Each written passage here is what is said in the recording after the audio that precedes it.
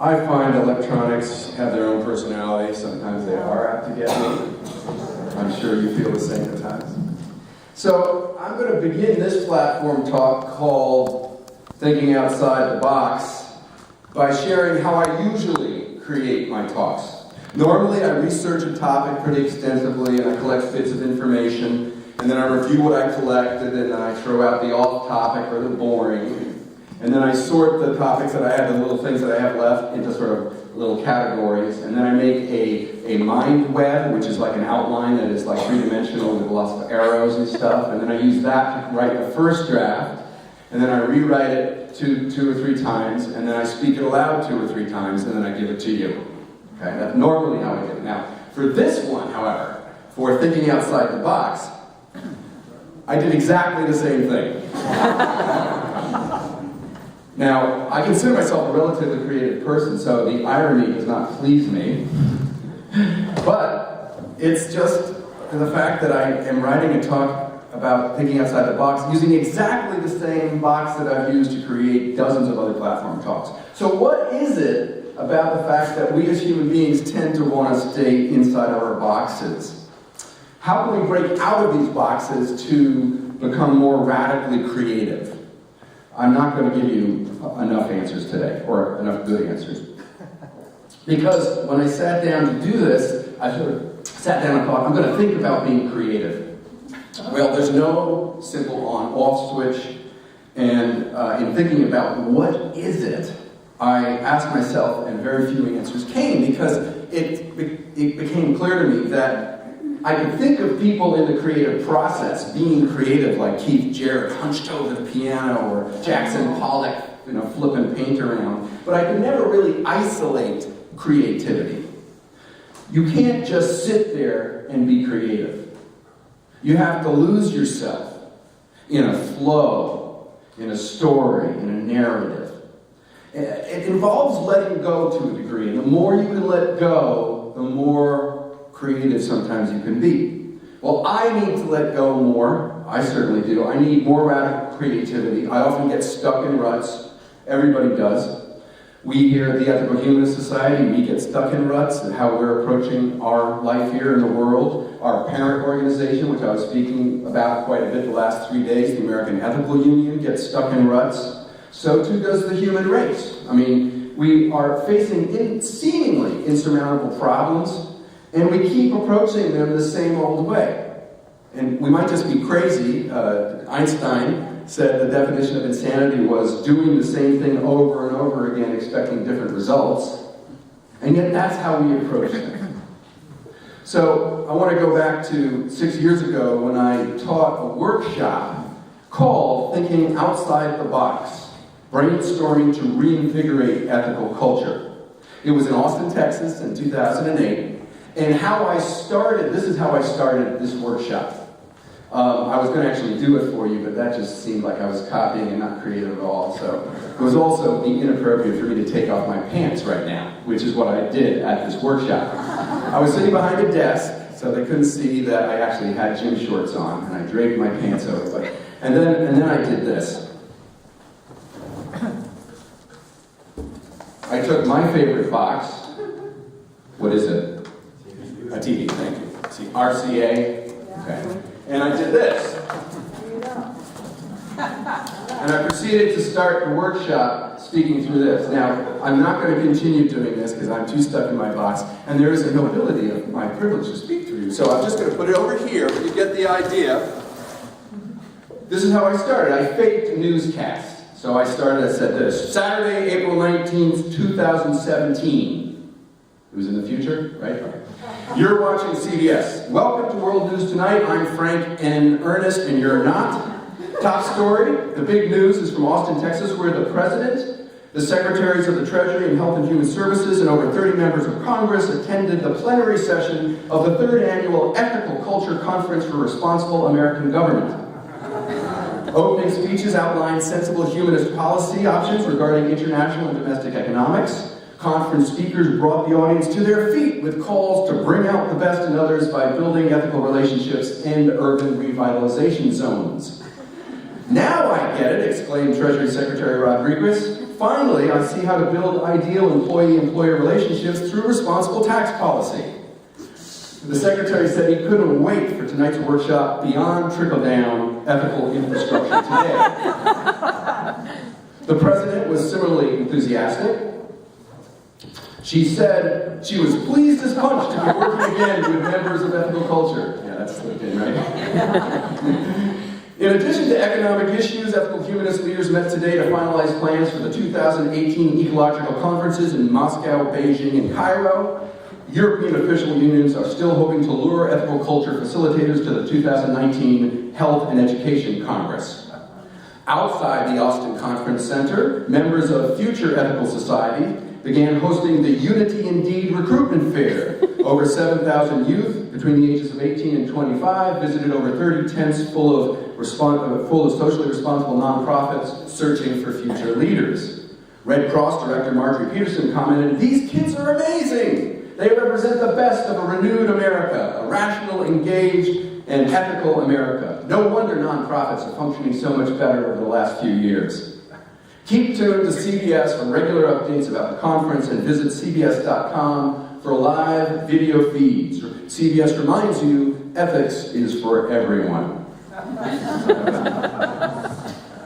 So, if that odd thing confused you, I was a newscaster and I was talking about the future where ethical culture was out in the world making a huge difference and people came to us for advice. So, I wondered whether that was thinking outside the box or just cheap theatrics. Maybe both.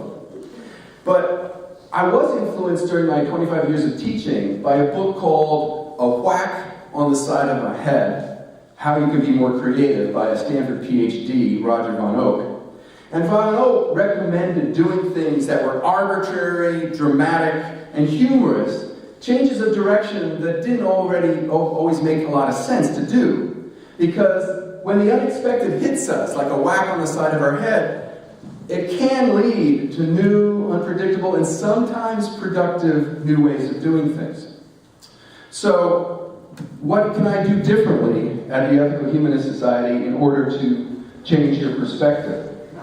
Now, I admit that perhaps your chiropractors will enjoy the fact that I'm coming back here and speaking to you from the back of the room, but would this change how we deal with our society and how we think if I was to speak here all the time with Rittenhouse Square behind me? Or if I were to actually go out onto Rittenhouse Square and see whether I can ask anybody to come in, we'll see whether anybody wants to come in. Would you like to attend Square Having? No?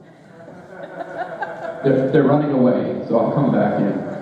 I didn't really get that. So, let's go back to Austin, 2008. How did the workshop go? Did anybody go to that workshop, by the way? Was anybody here at that workshop? Struck it. All right. Well, 2008 is a long time ago. What happened was, we had about 25 people. They all participated. They seemed to have a good time. And we generated a list of brainstormed ideas to reinvigorate ethical culture. And I remained true to the process of brainstorming, which is an art, not a science. And basically it involves getting people to shout out whatever comes to their head without worrying about what was said before. You could play off past comments or not, but there's one rule. You can't critique previous ideas. You can't say that was stupid or that won't work, because you're trying to open things up and get people. You limit this critique, and you collect all this stuff, and then later you try to figure out whether it's worthwhile or not. Well, after the workshop, I was disappointed, because the stuff that they were given was not outside the box. Almost all the ideas were ideas that were bouncing around the American Ethical Union for a while. So I thought one of the most creative ideas actually was the idea of starting ethical culture singles clubs, or dating services, or dating guides, or matchmaking for the ethically minded. It would be the counterpoint to christianmingle.com that says, share your life, share your faith. You know? So ethical relationships are for everyone, maybe? I don't know. Another idea was to translate ethical culture literature and pamphlets into other languages, like Spanish. All right, a little creative, but not that, kind of a little common sense, too. A lot of the ideas were very traditional, like improving the speaking skills of ethical cultures by sending them to Toastmasters. Another couple of ideas were amazingly obvious. One was, seemed pretty obvious, right? Finally, there were a few suggestions that simply begged the question, such as use newspapers to advertise more often and more concretely. Now, I accept some of the blame for the conventionality of the results that I got, because listen to the advice that I gave to workshop participants that I thought would nurture creative thinking. This is what I said to them before the workshop. To stimulate your thinking, I offer 4 topic areas for you to consider. 1, national governance. What new ways of managing your national movement should we consider to better advance ethical culture? How might we determine program, policy, and budget priorities? How might local societies and the AU better interact? 2, internal communications. How might we best improve communications between societies? How might we best improve communication between the societies and the AU staff and board? 3, external communication and marketing. How might we as a national movement best promote public awareness and appreciation of ethical culture? And 4, identity. How might we best understand ourselves as a national movement? How might we better understand ourselves as a collection of local societies? So what do you think? Was that a good thing to say? Bad thing to say? Yeah, why? Why? You're giving them boxes. I'm giving them boxes. These are boxes that are used at every workshop and assembly and conference that you can imagine. I'm saying governance, communication, marketing, and identity. So this was my fault, and I don't do enough to encourage creative learning myself, to create this unpredictability. So, in looking further at this, clearly what's needed is a balance. Okay, and this is, I think, sometimes where we get stuck. Creativity flourishes best, I think, when there's a tension between structure and freedom. I mean, creativity involves patterns and unpredictability. Patterns, I don't think, are the problem alone. I think they're necessary for creativity. Arthur Koestler, in his book called The Act of Creation, said that it's hard to be creative without familiar patterns. He says that creativity is precisely the ability to use familiar patterns in unfamiliar ways.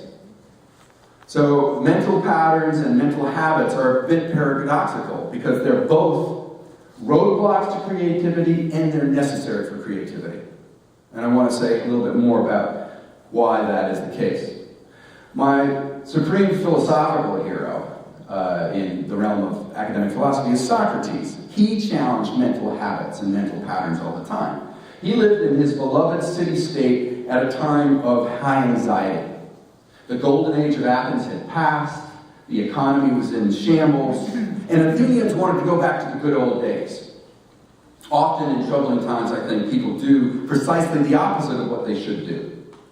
Rather than seek out new and innovative ways to move forward, they seek the security of tradition. And you can ask yourself whether America is doing that now, or whether that might be involved in some of the backward-looking ideas that are coming out. Socrates blamed traditional patterns of thinking for Athens' decline. I mean, to his enemies, he certainly was a dangerous radical that was questioning the status quo. He was executed for challenging cultural assumptions, wandering the streets of Athens, exploring concepts like justice and virtue. He confused and he frightened people. He called himself a gadfly, stinging a lazy thoroughbred horse of Athens to get it going. He also called himself a stingray, whose numbing touch hurt people, but is necessary. He gave people a whack on the side of their head, and he was rewarded with death. So, during times of uncertainty, I think people do fear questions. Even in normal times, questions can be obnoxious. I mean, how many of us have heard the child, why? Just, please. Our teachers, quite often, with too little time and too many students, will say, that's an interesting question, Mary Jane, but now please write your essay on the summer vacation, right? So, when children get outside the box, we swat them like gadflies. So I think that's one of the problems with creativity, is that we condition people to accept what they've been told. to memorize information, to spew it back for social reward. School and society do that for correct answers are rewarded. So if a student's taught that, and taught that the teacher knows, and I don't, I'm just going to copy. And copying is not creative. Mental habits, though, can contribute to creativity. So, I mean, just take the trivial example of brushing my teeth. I don't think about it. I've been taught it. I've got very good technique, by the way, which I'll share with you another time. Same with flossing, which I tell my family they really should do. But it's become routine. I can do it, and during that time, sometimes some great ideas come to me because I can think of other things. So ingraining patterns are important because they sort of allow you to be creative. I mean, it's certainly the case with guitar, which I play, and I had to learn, beginning any instrument is excruciatingly boring. You have to learn so the muscle memory of certain patterns to the point where they become second nature, and these patterns are ingrained. And when you get these, and then you can trigger them, the mechanical nuts and bolts can just happen almost automatically, and I think that's where musicians are most creative. They have to have those patterns ingrained. So habitual actions can become smoother and more rapid when the resistance is lowered. I mean, I use two examples that I've used in my philosophy classes is, imagine a raindrop on a perfectly even cone of sand that hits. It's going to run down that hill very slowly. But as it begins to run down, it begins to create a furrow, and then further drops will come down until eventually they run faster and faster, and it creates a beautiful river. So the pattern does increase a beauty to it and a flow, but it also limits what the next raindrops can do. Often when I'm driving, some of my more frustrating moments is, when you have a map that's already been folded 100 times and you try to fold it back to get the middle part, you can't do it. The folds, which have been folded over and over and over again, make it very easy to go back into its previous, but you can't refold it very easily. So, again, cheap theatrics. What's lost with patterns is flexibility, purely. The drop follows its stream, the map resists it. So habits can become ruts, and in my music that's the case. I can only play folk. I mean, I've tried to play soul and jazz, and it doesn't work. So there's a limit. I mean, I'd have to break those habits again. In 25 years of teachings, I tried to demonstrate that to students, to balance spontaneity and the appreciation of patterns. Writer Madeleine L'Engle puts it this way. She says, your intuition and your intellect should be working together, making love. So you have to take the intellectual patterns and the intuition and the spontaneity and have them work together. Our own Dr. Robert Kay has been advocating an approach to education that nurtures natural and spontaneous and creative intuition of children. For decades, he's railed against our educational system, which often sees children as vessels to be filled with knowledge. They're empty and won't give them what they need to know, right? Sometimes what's best is to simply get out of the way and let their imagination take hold, let them be free. Dr. Kay is not advocating anarchy, I believe, because it's about thinking, not acting. Children have to know that they sometimes cannot act as they want, but they should be encouraged to be free thinkers. In an article in Dale McGowan's book, Parenting Beyond Belief, that Dr. Kay wrote, it's called Thoughts on Raising a Curious, Creative, Free-Thinking Child. He explains what in some ways can seem obvious to many of us, that children are fundamentally social, cooperative, and curious creatures. They're natural learning machines that will suck up information if you let them, if you put them in the right environment. He says, your child is the expert on what he or she is going to learn and when. And if you think otherwise, you're going to lose in your classroom. So rather than trusting them, we quite often put them into rigid boxes, tell them what categories to put their brainstormed ideas into, and it doesn't work. There was a recent TED Talk that was shared with me by Sugata Mitra called The Child-Driven Education.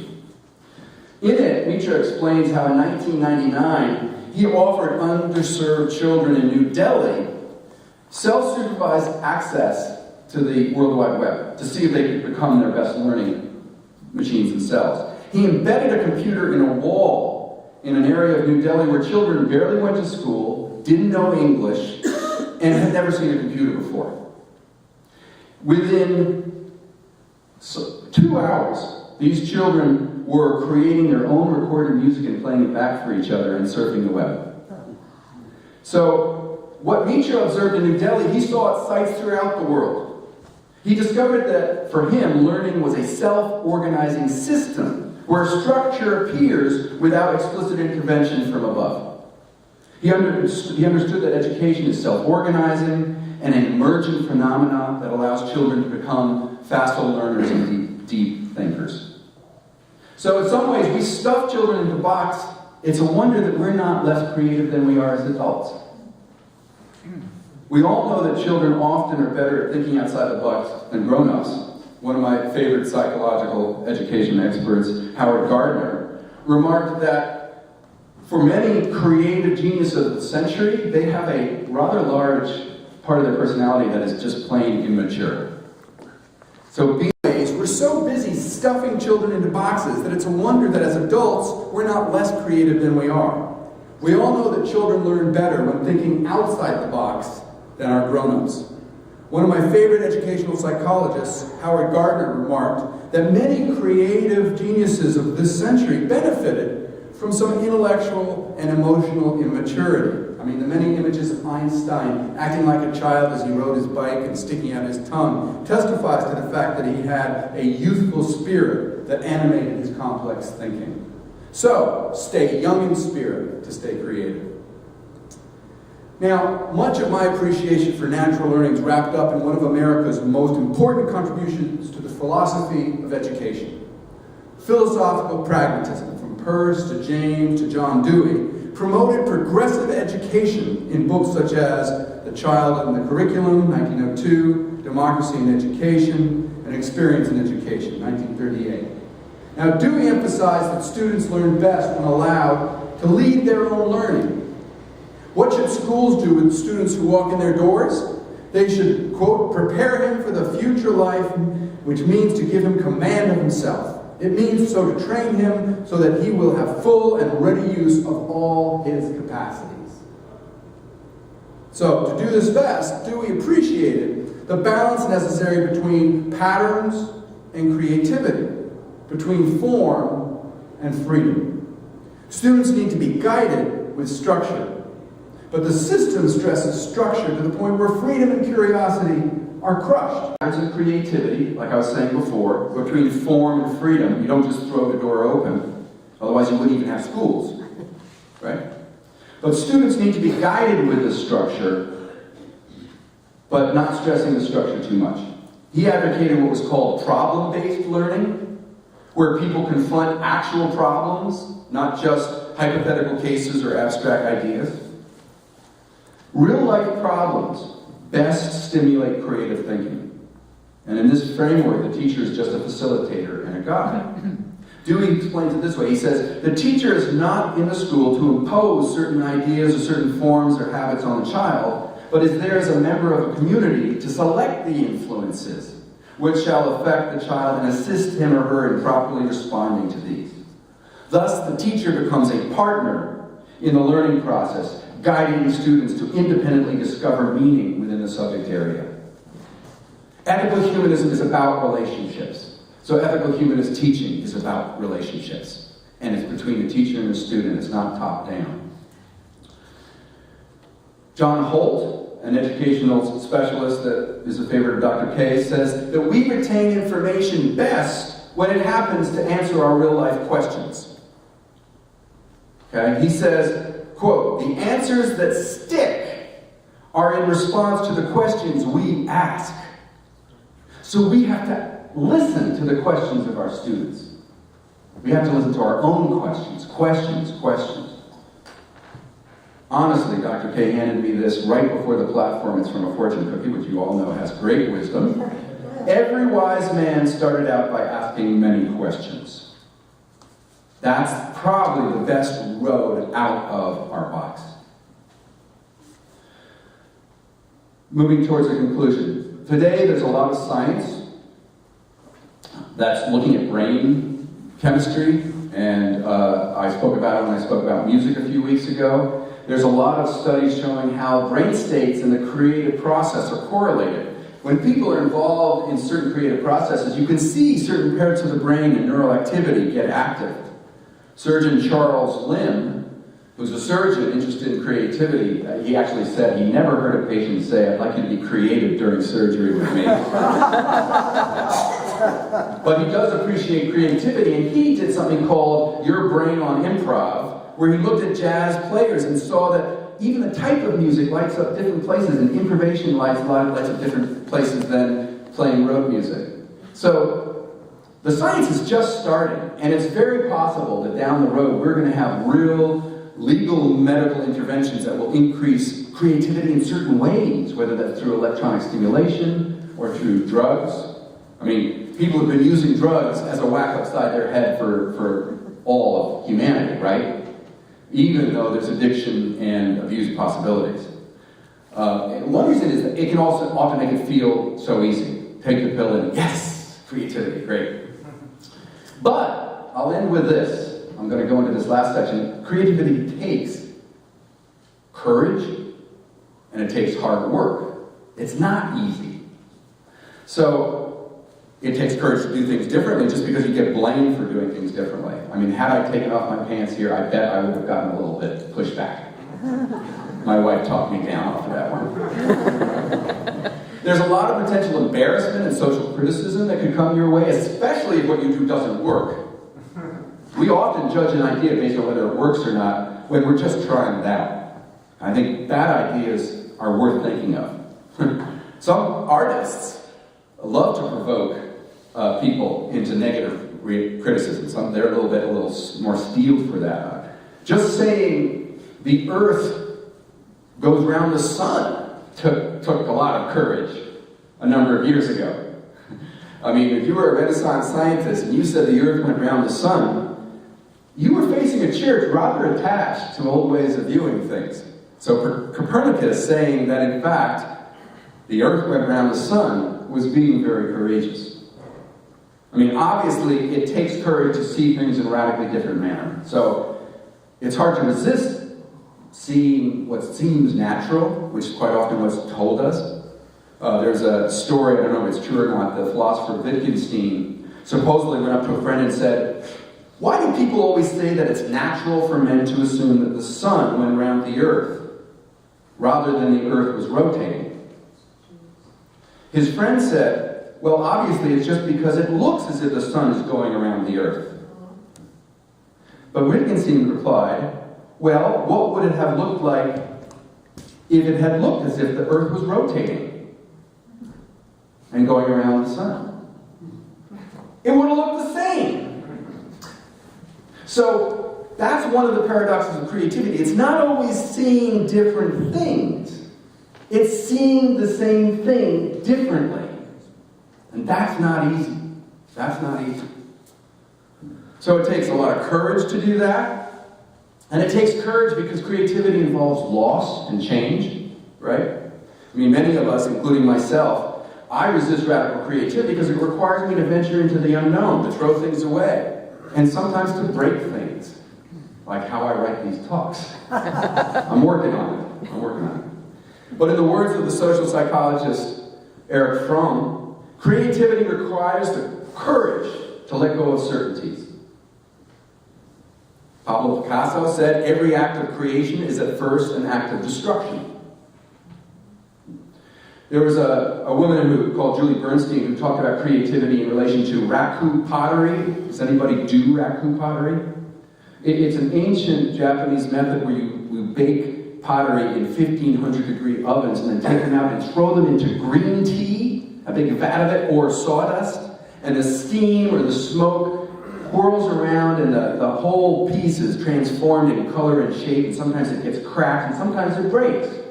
But she says the creativity involved is embraced by raku potter and it becomes a fine art. But it involves doing things differently that you don't have control over. She says, raku is a wonderful metaphor for the process of creativity.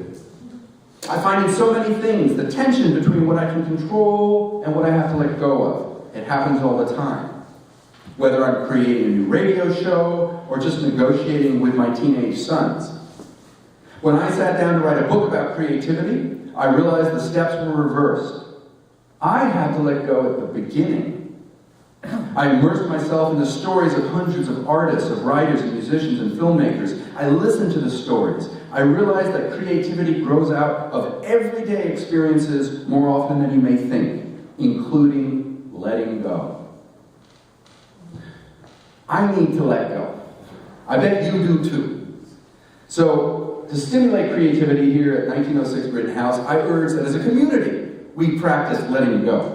The world is still burdened with problems like war and poverty and climate change and racism. Well, we have to let go in order to approach those. We have to let go of fear. We have to let go of the mental habits and patterns, maybe just for a little bit. And this takes a lot of hard work. You don't only have to be courageous, but you also have to actually apply yourself. It's a never-ending process of looking at things differently, and it requires persistence. You have to apply yourself consistently, open up new discussions, consider new ideas that appear at the time to be a waste of time. So that's what I'm going to try to do. I hope you don't think I'm wasting your time too much. Try doing some of the following things and tell me whether this was easy to do or not. So that you at least go away with like a few pocket things. I'm just going to give you a couple. And this is from Creativity, Flow, and the Psychology of Discovery of Invention. Try avoid excessive focus on ego. Right? Get the ego out of the way. 2, try to surprise and be surprised at least once a day. 3, cut down on unnecessary mental tasks. That's an easy one to at least embrace. Can you do it, though? Make time for relaxation. Start doing more of what you love and less of what you hate. Think that might stimulate creativity? Develop what you lack and look at problems from as many viewpoints as possible. Creativity can strike like a bolt of lightning, but it also can demand rigorous and consistent effort. And for every creative good idea, there are 100 bad ideas that you might want to consider. Linus Pauling said, the best way to get a lot of good ideas is to get a lot of ideas. So I look forward to getting lots of ideas with you. Thanks a lot.